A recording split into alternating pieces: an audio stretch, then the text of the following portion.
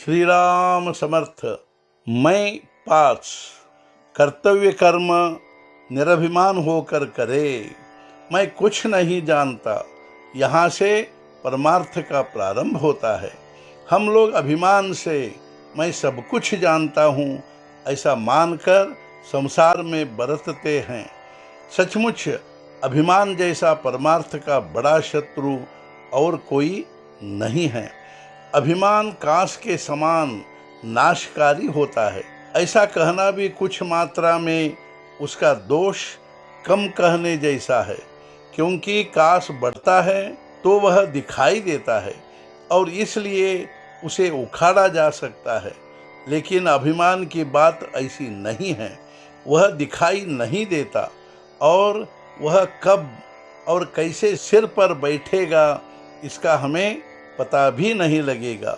चित्त शुद्धि के मार्ग में यदि कोई बड़ा रोड़ा है तो वह अभिमान ही है, और हम अपनी कार्य कुशलता से उसकी चंगुल से छूट पाएंगे ऐसा सोचना भी पागलपन है। तो उसकी चंगुल से छूटने का एकमात्र उपाय यही है कि हम अनन्य भाव से सद्गुरु की शरण में जाए और उनसे सतत प्रार्थना करें कि वे हमें अभिमान के शिकंजे से छुड़ाए।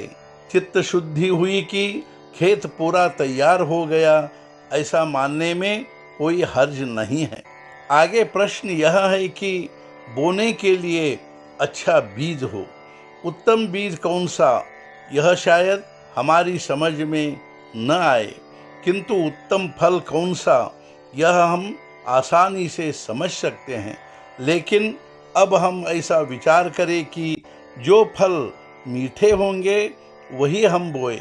लेकिन आगे ऐसा अनुभव आता है कि कुछ समय बीतने के बाद काल मर्यादा के अनुसार वह पेड़ नष्ट होता है और उससे फल मिलना बंद हो जाता है और इसलिए मन दुखी होता है। इस अनुभव से स्पष्ट होता है कि आज वर्तमान स्थिति में मीठे लगने वाले फल भी कालांतर में दुख का ही कारण होते हैं। तो फिर बीज चुनते समय कोई ऐसा बीज चुनना चाहिए जिसके पेड़ सदा स्थायी रहे और जिसके फल हमें अक्षय सुख का लाभ दे। अब संसार में उत्पन्न ऐसी कौन सी वस्तु है जो अक्षय टिकेगी? उत्तर मिलेगा कोई भी नहीं। अतः यह मानना पड़ता है कि विनाशी फल की आशा से किया गया कोई भी कार्य हमें सुख की ओर नहीं ले जा सकता।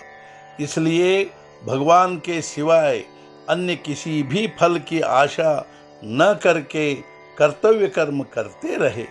यही सुख का मार्ग है और यही उत्तम बीज का बोना है। हम भगवान से सच्चे मन से प्रार्थना करें कि हे भगवान, ऐसी कृपा करो कि हम तुम्हारी भक्ति, तुम्हारी प्राप्ति के सिवाय और किसी भी फल की आशा न करें। हमारा यह भाव निरंतर बना रहे। जैसे हम गंदा और अच्छा एक में मिला हुआ अनाज सूप में डालकर पछोरते हैं और गंदा अनाज बाहर निकालकर अच्छा अनाज बचा लेते हैं, वैसे हम भगवान की भक्ति करते करते भगवत प्राप्ति के सिवाय मन में उत्पन्न होने वाली बाकी सब इच्छाओं को निकाल डालने का अभ्यास करें तो क्रमशः हमारे मन में भगवान के लिए ही भगवान की भावना दृढ़ होती जाएगी।